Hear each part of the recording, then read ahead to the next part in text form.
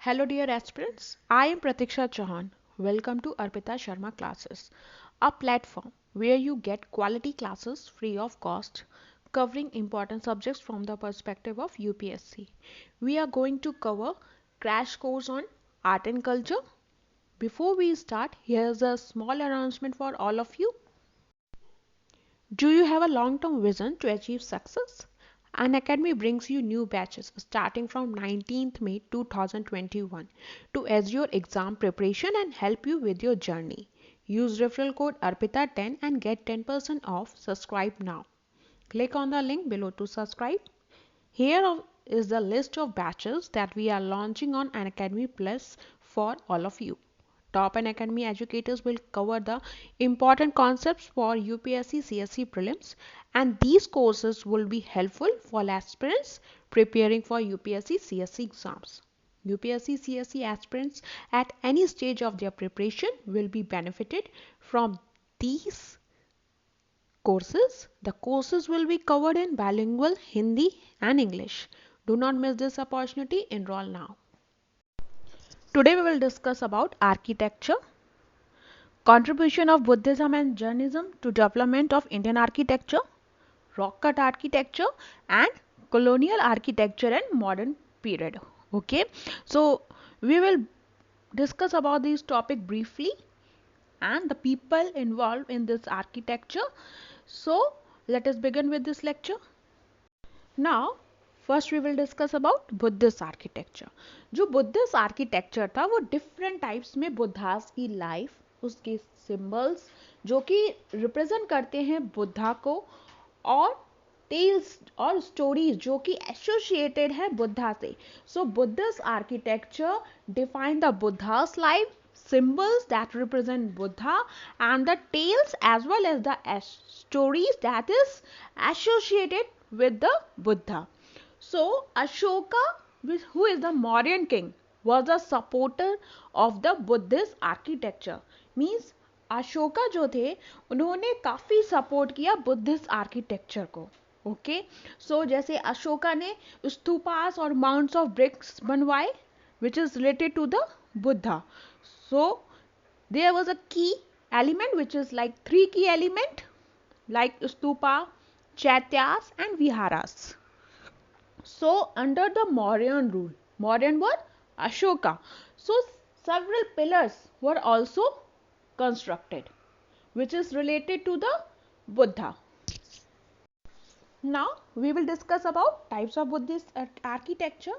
So जो early Buddhist religion था उसके काफ़ी स्ट्रक्चर और स्कल्पचर को भी एसोसिएट करता है, जैसे स्तूपास को, विहारास मीन्स मॉनेस्ट्रीज, चैत्यास को, चैत्यास जो होते हैं वो प्रेयर हॉल्स होते हैं.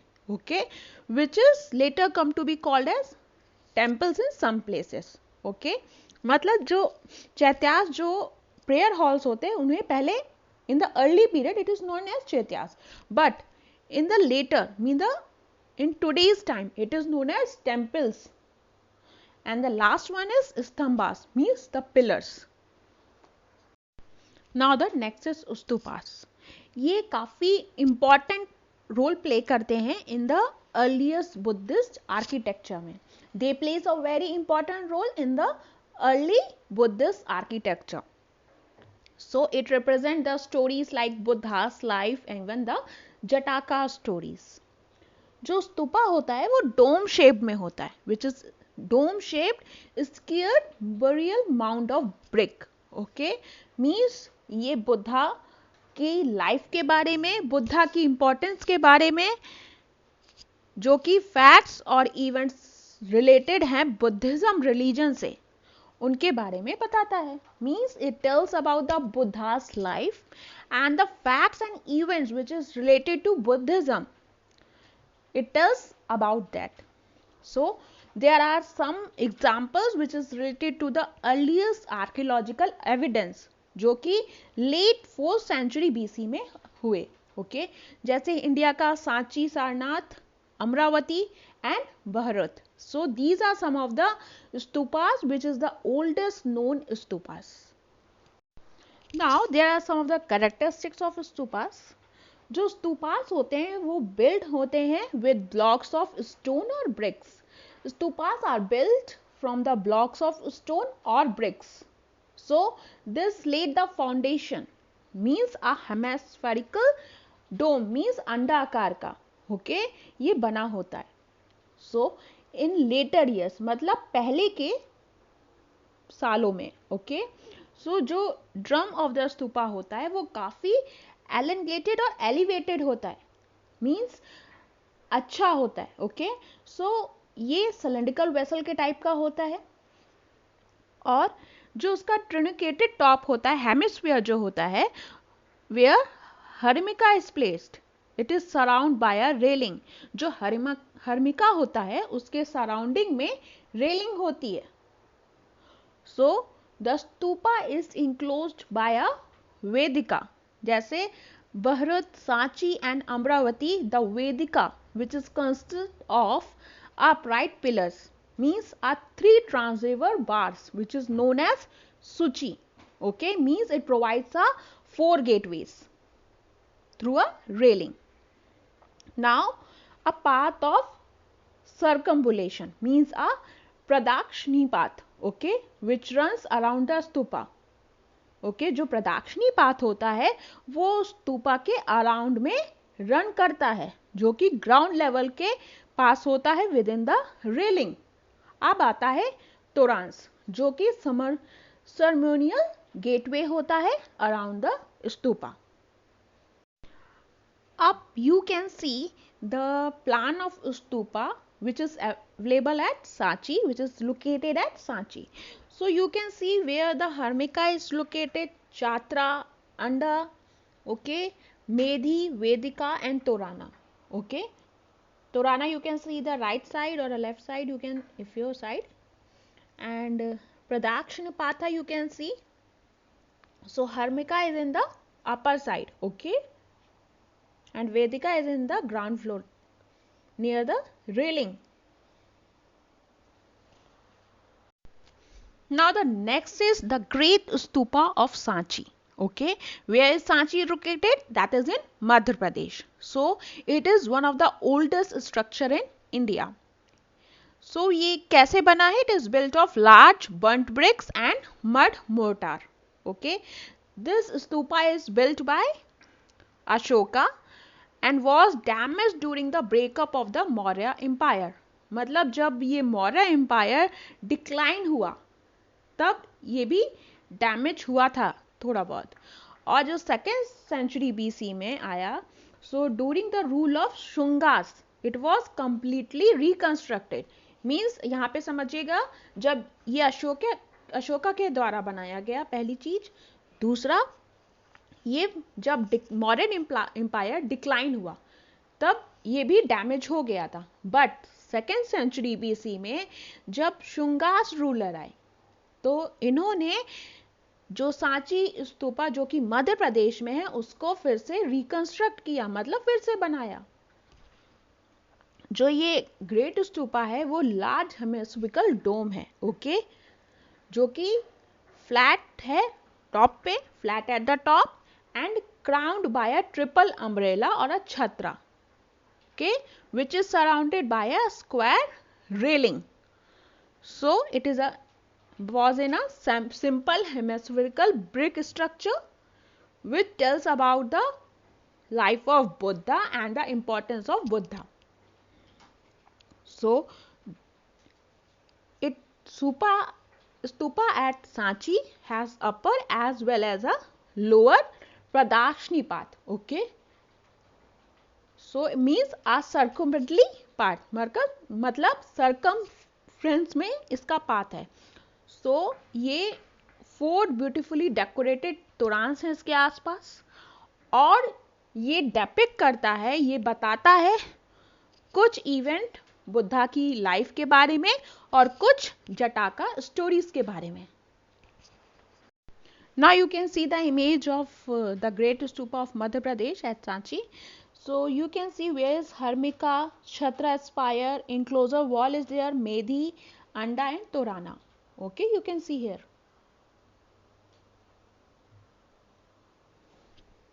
Now next is Dhamek Stupa, which is in Sarnath. Sarnath is in Uttar Pradesh. It is also built by Ashoka.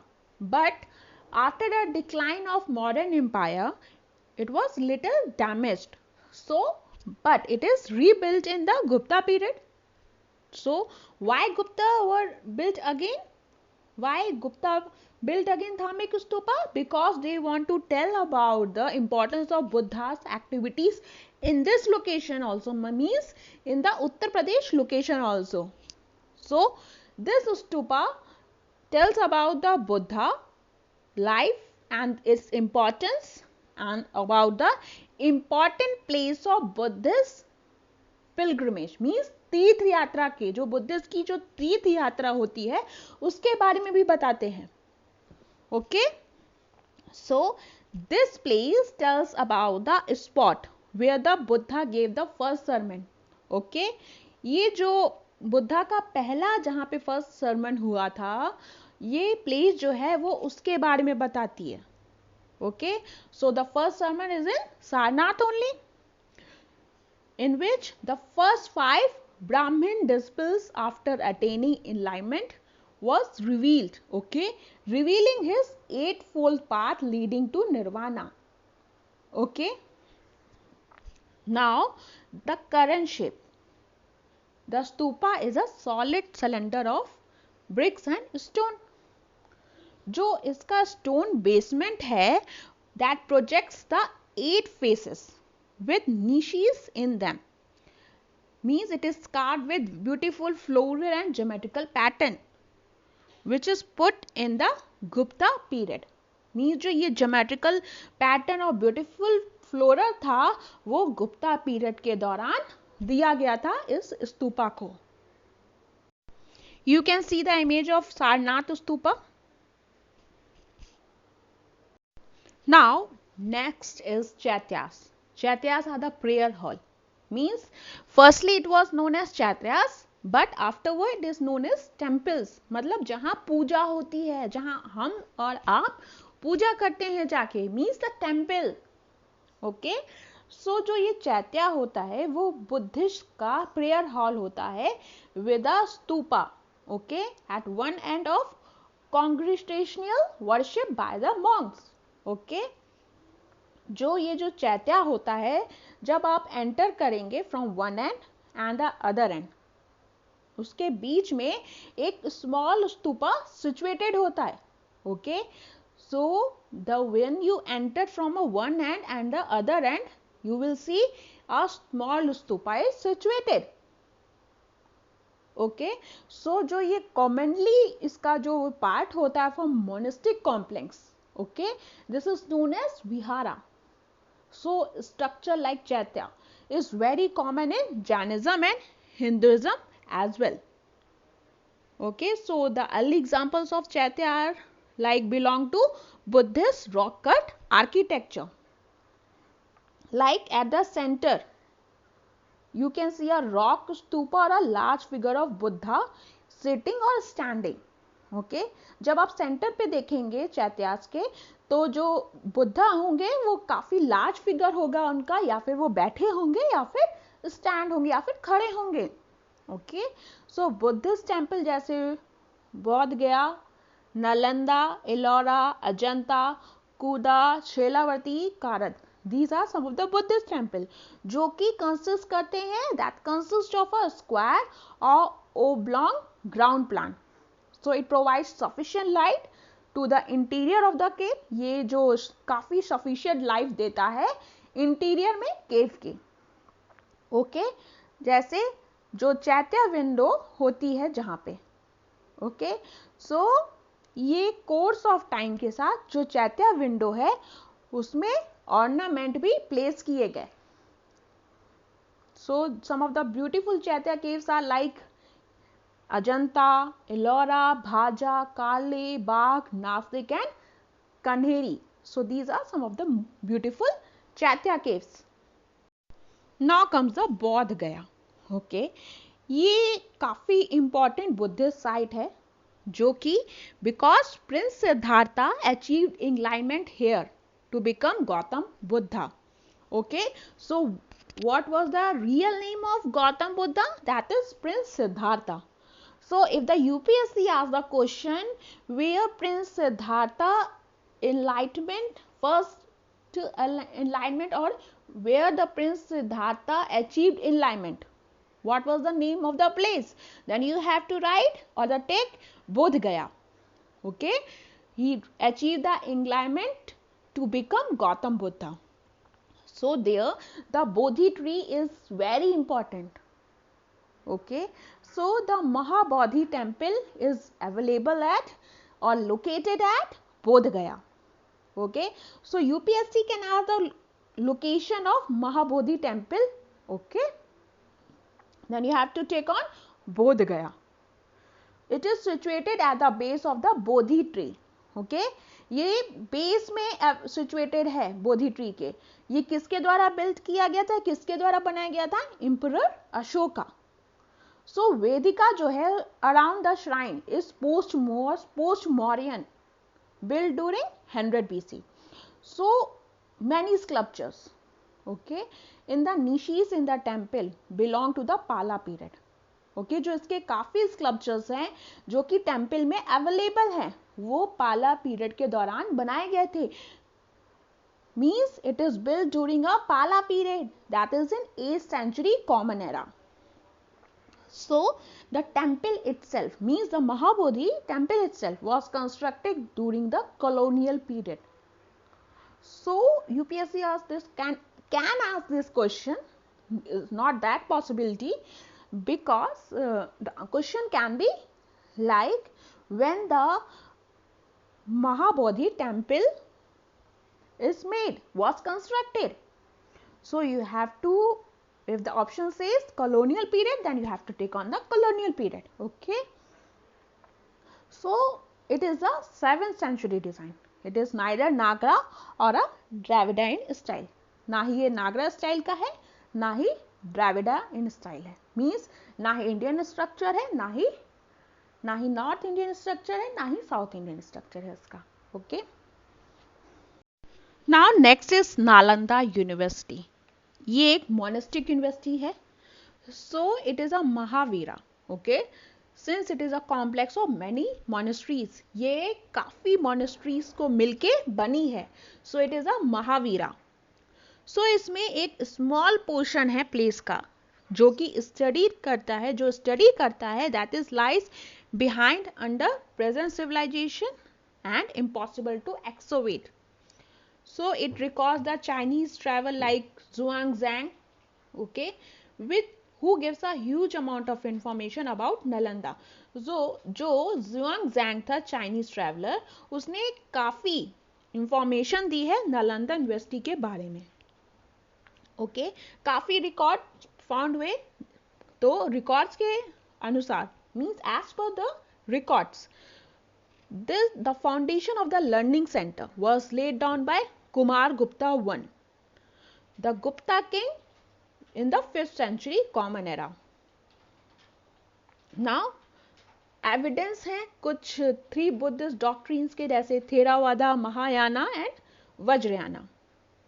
Okay, so जो मॉन्क्स थे जो कि चाइना, तिब्बत, सेंट्रल एशिया जो कि नॉर्थ पार्ट में, और Sri Lanka, Burma and Thailand and other countries in south east Asia यहाँ पे आए. ओके, सो जो नालंदा यूनिवर्सिटी है, नालंदा है, वो एक सेंटर है आर्ट प्रोडक्शन का और बुद्धिस्ट स्कल्पचर एंड मैन्युस्क्रिप्ट का, जो कि यहाँ से सब लिए गए हैं. Okay, by the monks of their countries.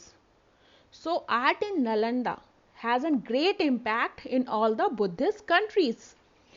The Nalanda school of sculpture is influenced by Buddhist Gupta art of Sarnath, which is the local Bihar tradition and central India. So it is emerged during the 9th century.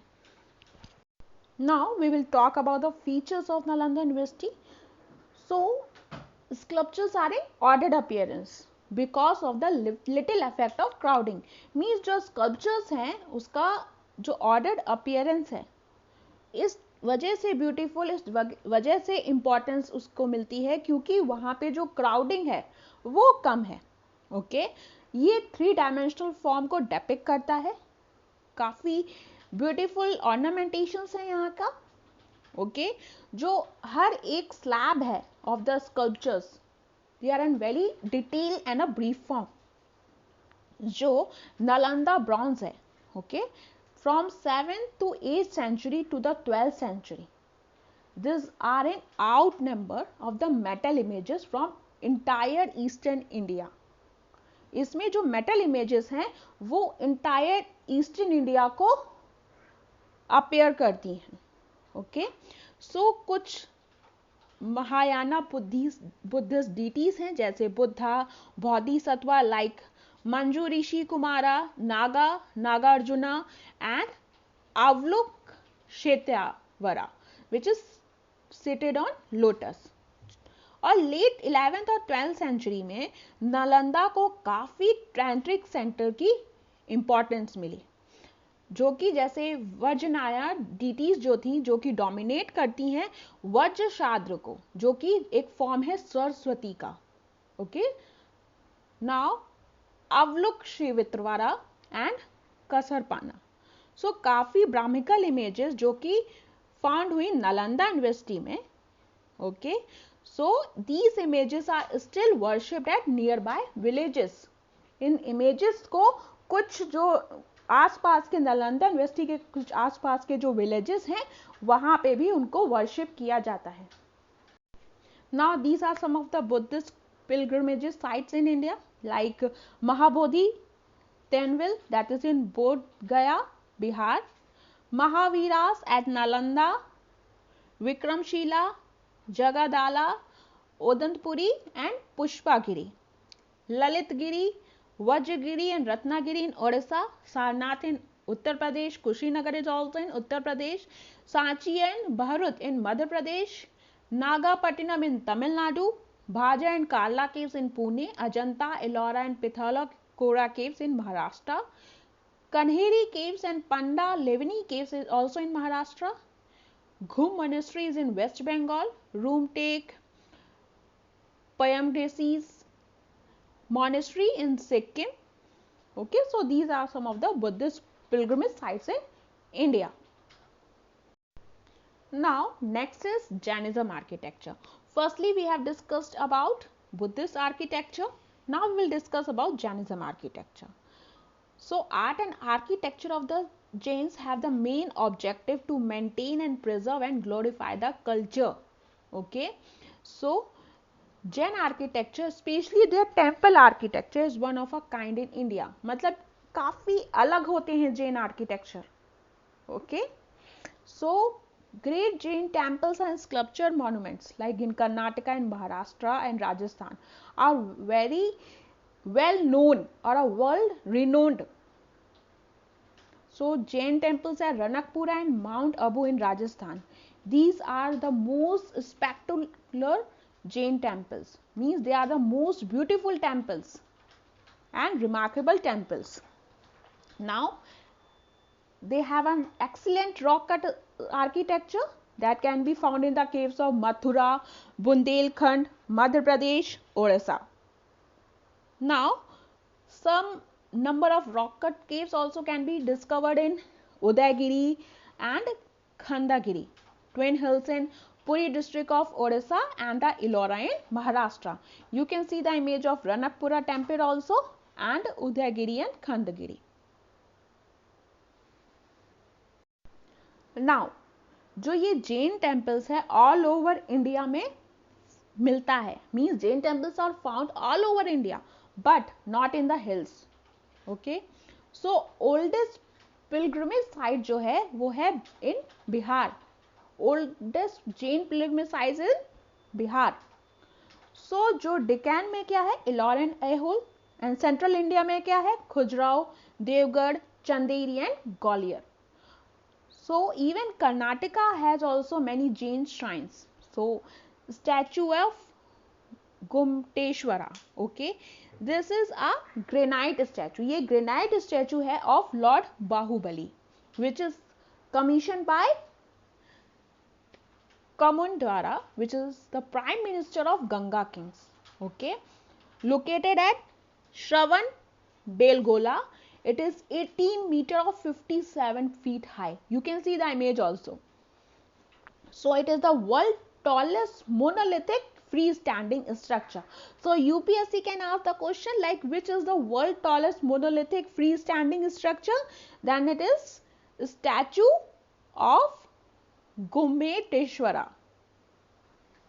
Now Jain bronze sculpture which is found where it is located, like where it is found, like in Chausa, Bihar, Hansi which is in Haryana, and it is found in many places in Karnataka and Tamil Nadu also.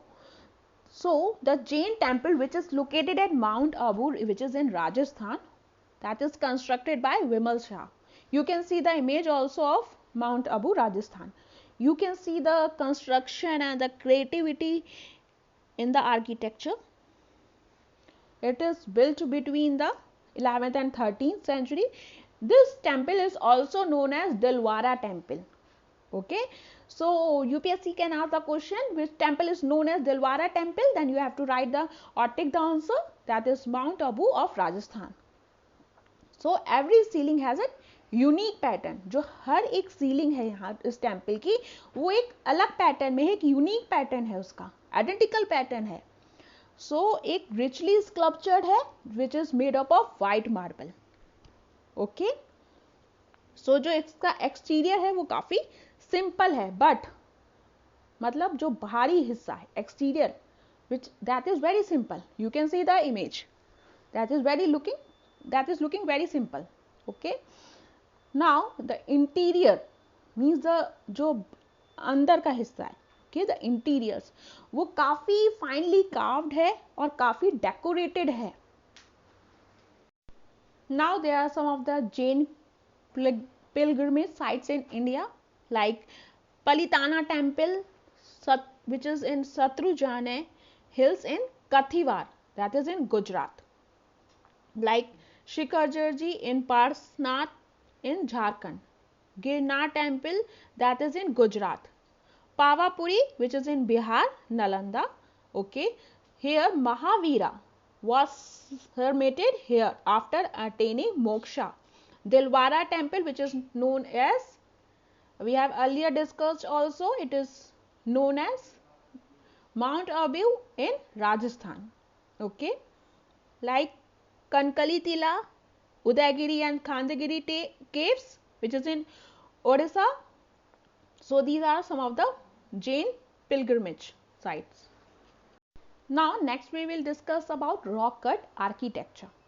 So ये एक exercise होती है of creating a structure by carving it out of the natural rock, okay, which is known as rock cut architecture. Means the exercise of creating a structure by carving it out of the natural rock is known as rock cut architecture.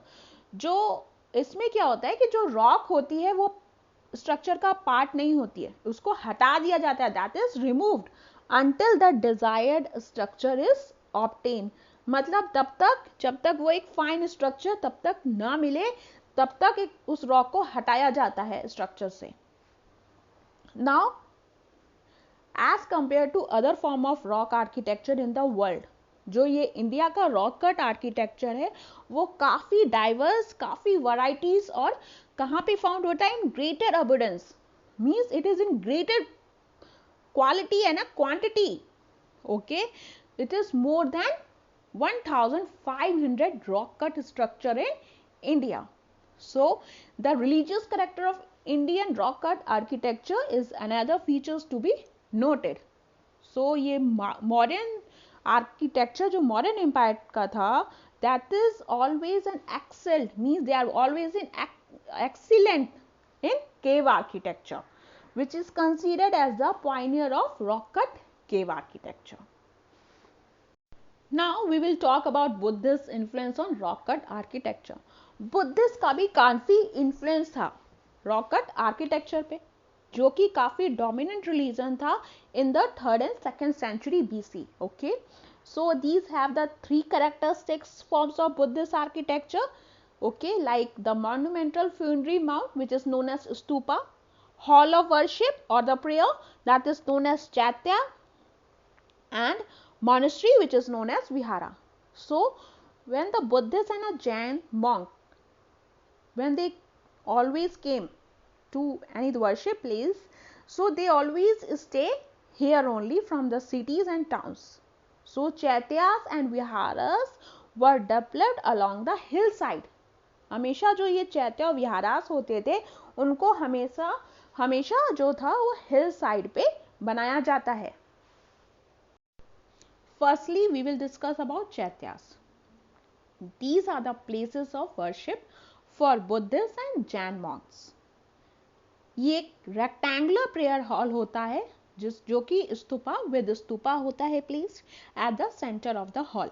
Okay, जो ये entire chaitya जो होता है उसके 3 divisions होते हैं. जैसे central chaitya एक होता है और उसमें से 2 जो होते हैं वो एशल्स होते हैं. जो सेंटर चैत्या होता है वो सेपरेट करता है from the 2 aisles by a row of pillars. So जो इंटीरियर मतलब इंटरनल वॉल होती है चैत्यास की वो पॉलिश्ड होती है. ओके, और जो एंडिंग होती है चैत्या की वो एप्सडाइल शेप में होती है. Okay, now comes विहारास.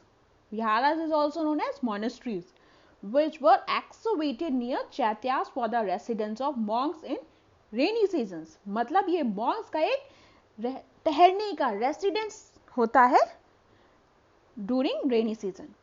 ओके, ये जो स्कल्पचर्स होते हैं वो काफ़ी वेरियस सीन्स को डिपिक्ट करते हैं जो कि बुद्धा की लाइफ से एसोसिएटेड हैं. सो एक इम्पॉर्टेंट पॉइंट है जो कि आप नोट कर सकते हैं is that viharas is unlike chaityas. They did not have stupa. Viharas में कोई स्तूपा नहीं होता है. इवन चैत्यास में स्तूपास होते हैं. Okay, now come cave architecture in India is divided into 3 different phases. जो cave architecture है उसको 3 पार्ट में 3 phases में डिवाइड किया गया है. जैसा पहला फेज है, first phase is from 2nd BC to 2nd century AD. Okay, जो इसका कंस्ट्रक्शन है वो काफ़ी रिलेट करता है बुद्धिज्म से और जो बुद्धा है उसको रिप्रेजेंट करते हैं सिंबॉलिकली. जैसे सिंबल जैसे लोटस, व्हील, उन सब का यूज होता है बुद्धा को रिप्रेजेंट करने में. जैसे इस फेज के एग्जांपल है Ajanta, Karla, Bhaja, Kanheri, Nashik and Bedsa caves. Okay, ये एक इंपॉर्टेंट कनेक्शन बनाता है between the religion and commerce. Okay, जो बुद्धिस्ट मिशनरीज थे जो कि बिल्ड करे monasteries means caves in closer to the proximity to the major trade routes. जो बुद्धिस्ट मिशनरीज थे उन्होंने ये जो केव्स थी उनको काफ़ी अच्छे से इसलिए बनाया क्योंकि जो मेजर ट्रेड रूट्स हैं वो अच्छे से यहाँ पे हो सके. जो मेजर ट्रेड चीज़ें हैं वो यहाँ हो सकें. ओके, सो जो सम ऑफ द केव्स हैं वो काफ़ी कमीशन है by wealthy traders which results in interior of the caves being more elaborate. Okay, now next is second phase which is between 5th to 7th century AD.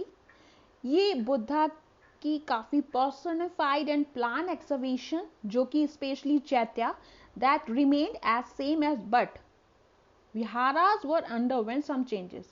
मतलब जो बुद्धा का वो जो काफ़ी लाइफ जो personified था, जो चैत्या है वो हमेशा से सेम रहा है बट विहारास में काफ़ी चेंजेस आए हैं. जैसे image of Buddha was housed. मतलब जो चैत्या में कोई चेंज नहीं आया बट विहारास में क्या चेंज आया.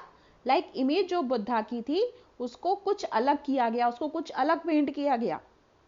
ओके, नाउ 5th सेंचुरी में जो रॉक कट टेम्पल्स थे उनको बिल्ड किया गया in parallel along with free standing structural temples. Okay, now comes the third phase that is in between 7th to 10th century AD. जो ये Buddhist architectural tradition है वो एक्सटेंड होता है हिंदूज एंड जैन्स को. ओके, एंड ये काफ़ी modifications करता है जो कि suitables for their rituals. Now next is Badami cave temples which is in northern Karnataka. Okay, ये एक एक्सीलेंट एग्जाम्पल है Cholakyan architecture का.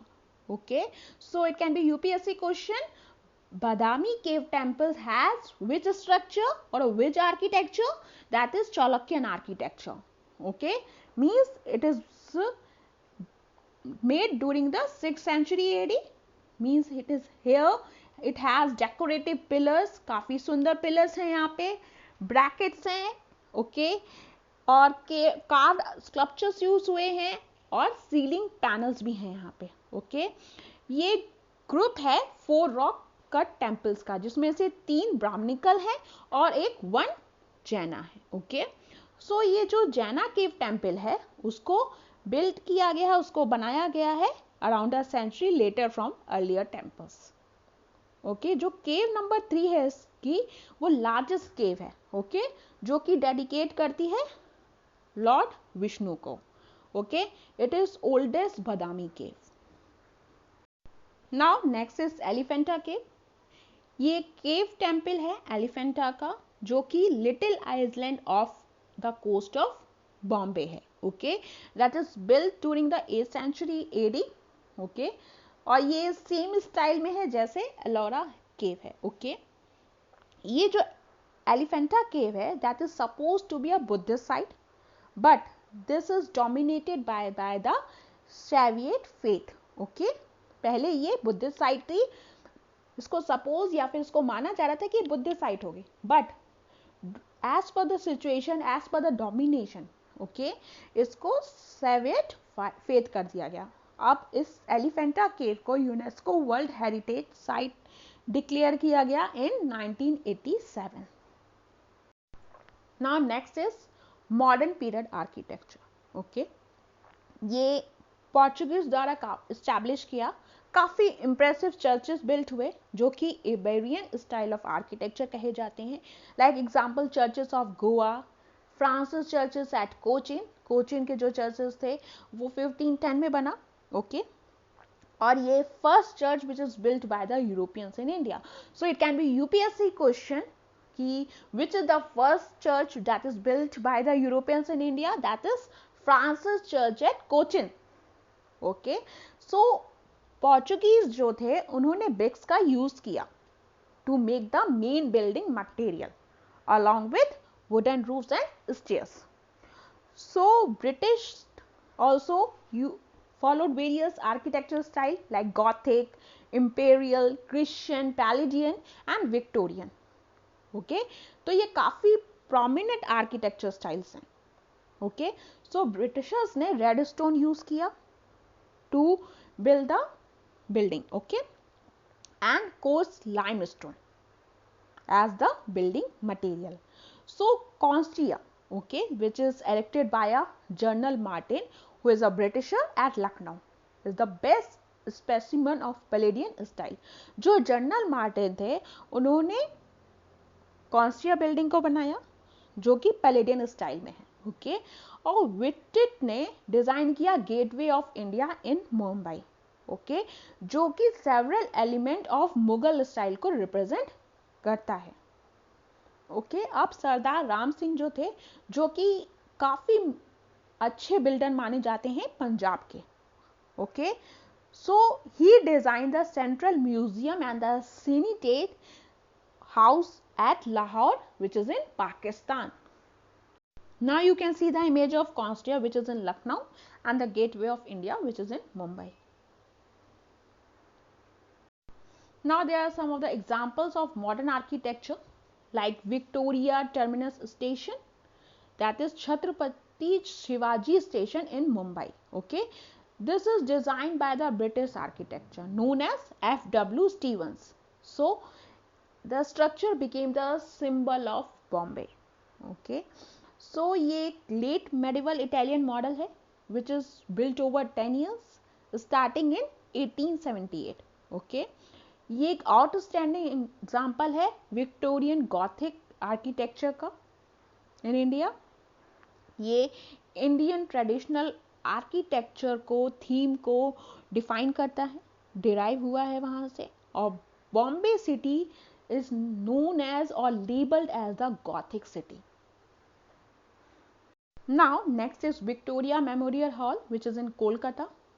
It is designed by William Emerson in late 19th century. Okay, ये memory of queen Victoria in India बनाया गया था। Okay, इसके जो एलिमेंट्स थे काफ़ी इंडिजीनियस और इंडो इस्लामिक आर्किटेक्चर को कंबाइन करके Gothic revival and new classic style में दिया गया है। Now comes the revival of Delhi. Okay, 1911 में कैपिटल जो कोलकाता था, ओके, कलकत्ता था, उसको ट्रांसफर किया गया दिल्ली में। Okay, sir Edward Lutyens who was the responsible for the overall plan of Delhi. Sir Edward Lutyens को पूरी रिस्पॉन्सिबिलिटी दी गई दिल्ली को आर्किटेक्ट करने में। दिल्ली का पूरा प्लान दिया गया था उनको बनाने के लिए। Okay, so sir Edward Lutyens ने ही इंडिया गेट का प्लान बनाया। ओके, राष्ट्रपति भवन का भी बनाया। ओके, सो जो ये vice Regal palace, okay, means Rashtrapati Bhavan जो है वो उसमें ह्यूज डॉम है on the lines of a Buddhist stupa. Okay, इस सो जो रिप्रेजेंट करता है सम एलिमेंट्स जैसे Hindu ornamentation and Islamic symmetry. So Herbert baker जो थे उन्होंने ऐड किया south block and north block in the Rashtrapati Bhavan. Okay, so जो रॉबर्ट टोड थर्शल थे जो कि इंग्लिश मैन थे, means the britisher, okay, also built the Connaught Place. So UPSC can ask the question, who has built the Connaught Place? Means which architecture built the Connaught Place? You have to take on the Robert Todd Tussell. So you have to remember some of these names as UPSC can ask you the question. Now UPSC can ask the questions like the names of the architectures, even the styles that is used in the architect of the building. Okay, so please remember that also and make a short notes of that can be used in revision. Okay, so अब हम बात करते हैं कुछ famous architect of modern India की, जैसे Laurie Baker. He is also known as the architect of the poor and conscience keeper of India. Okay, इन्हें architect of poor person भी कहा जाता था और इंटीग्रिटी या फिर मीन्स मॉरलिटी कीपर भी कहा जाता था इंडिया का। ओके, सो इन्होंने मर्ज किया बिल्डिंग्स को with the environment and utilize locally available material को। ओके, जो लोकल ही अवेलेबल मटेरियल थे उनका यूज किया इन्होंने और रिड्यूस किया consumption of steel and cement. He introduce wheeler slab construction, मतलब आप देखते हैं ना जो बीच में जो मटेरियल भरा जाता है, इन्होंने ही ये कंस्ट्रक्शन में इंट्रोड्यूस किया था। Okay, so he gave more importance to the ventilation and thermal comfort. So he revolutionised the mass housing in Kerala. Now the next architect is Karl Hinz. Okay, he is a German architect and instruct to stay clear of elements of British or Mughal architecture. Okay, means इन्होंने British और Mughal architecture के काफ़ी elements को use किया अपने architect में। Okay, like he used a local material like red sandstone and lime which is very easily available. So the prominent features of his architect is red stone building with white domes with big courtyards and windows. So he is known as the modern style of architecture. Okay, means the architecture by him is known as the modern style of architecture. Means it resembles today's style building. आपने अभी की जो present buildings दी हैं देखी होंगी, वो उन्हें modern style of architecture कहा जाता है according to him. Now next is Le Corbusier. He is a French architect. So he designed the city of Chandigarh, okay, in the well ordered matrix. Okay, so UPSC can ask the question, which architect had designed the city of Chandigarh? Then you have to take on the Le Corbusier. Okay, so he gave the idea of sector which is self-sufficient green belt. Okay, he designed the regular grid system for fast moving traffic. मतलब इन्होंने regular grid system को introduce किया या design किया जिससे जो traffic में है वो काफी फास्ट मूव सके ट्रैफिक, ओके, कोई प्रॉब्लम ना हो। Now next is Charles Correa. Okay, he was an Goan architect. Okay, इन्होंने काफी इंपॉर्टेंट रोल प्ले किया है in the past independence. Okay, इन्होंने काफी स्पेशल एम्फेसिस किया है जैसे प्रिवेलिंग रिसोर्सेज पे, एनर्जी पे, क्लाइमेट पे। So these are some of the major determinants which is in the ordering of space. Okay, so जो इनके वर्क थे वो काफ़ी अर्बन इश्यूज पे होते थे और लो कॉस्ट शेल्टर पे होते थे in the third world. Okay, so example जैसे planning of Navi Mumbai, Kanchenjunga apartment Mumbai, British Council building that is in New Delhi. Okay, so hope you understood this lecture. Thank you.